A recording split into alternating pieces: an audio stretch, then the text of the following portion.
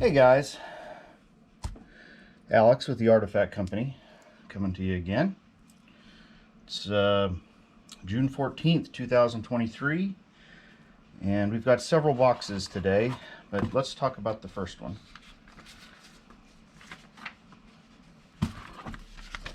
Let's see here, we've got some paperwork here.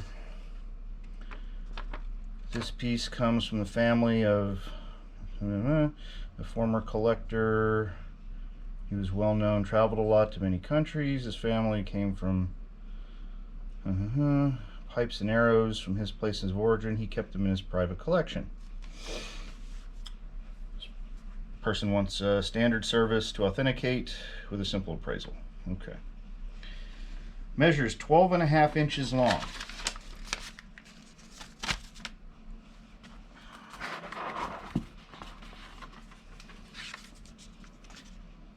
Okay, well, this person shipped this in this kind of styrofoam block looking thing, and here's what they sent.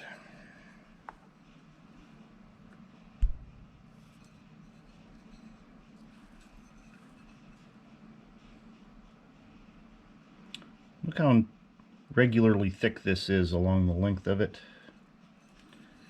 and we have this noticeable seam down the center of the piece.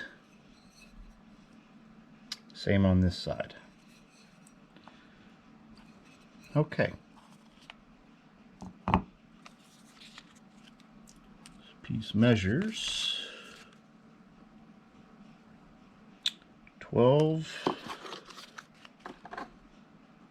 and it's actually closer to 13 inches.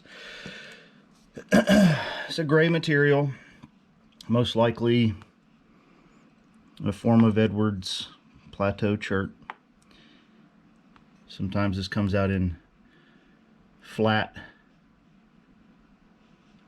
seams. Some of the nappers will call it Texas tabs. Okay,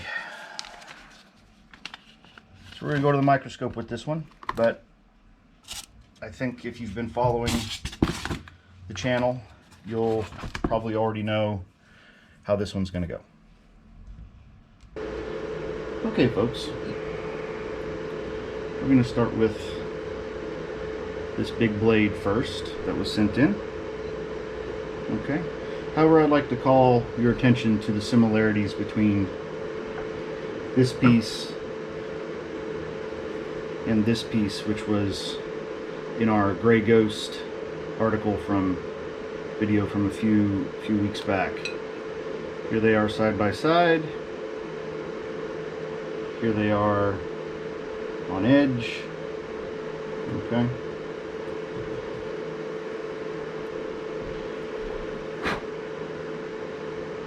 So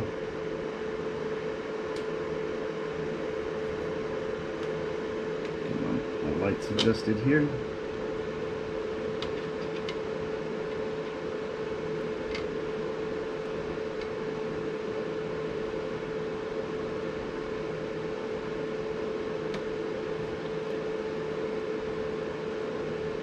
So that is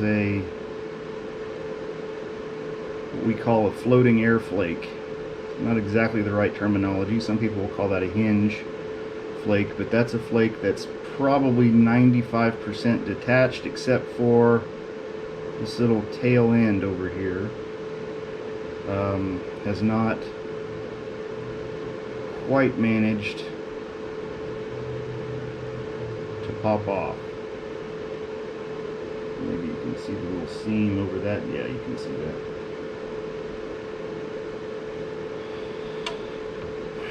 So if we're talking about a blade that's purportedly thousands of years old, and even though this piece is reported from Texas or Oklahoma, depending on where the old-time collector got it from. See, here we have another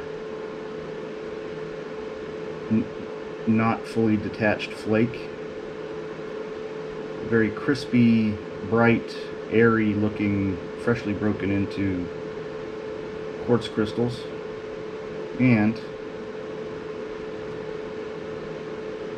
along the blade faces,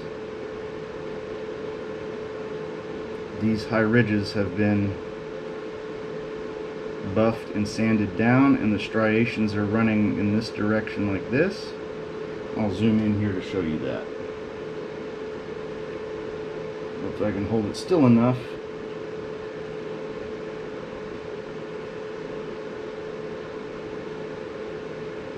That's kind of...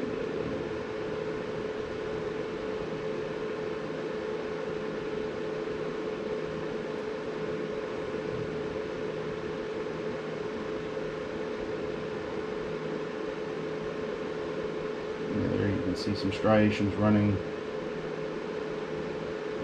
not exactly horizontal, kind of diagonal. Now they're running horizontal, more or less. So this type of polish, which is done with a modern high-speed buffing equipment, like a bench grinder with a buffing wheel attachment, or, and even here, this red mark, this is a little bit of remnant polishing compound.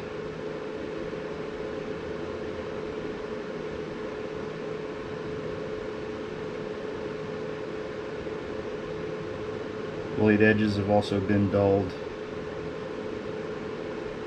You can catch that. They've been polished down as well.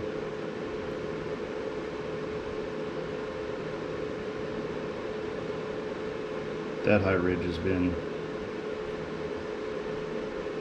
it's a little kind of a quartz inclusion, and it's pretty heavily striated.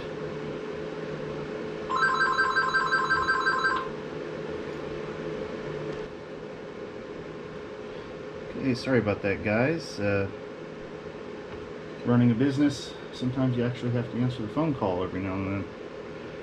Alright, so again, more ridges that have been buffed and polished off with striations running through them. Piece of styrofoam.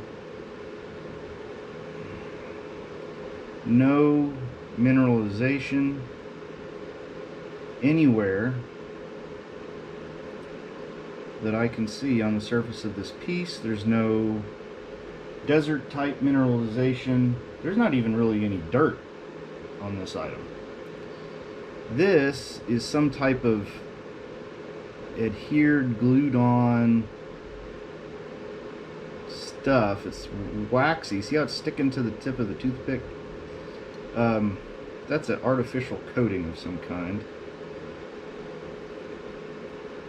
This has been in collection a long time. That and that are both insect droppings, like from an ant or a moth larva or something, from sitting in somebody's collection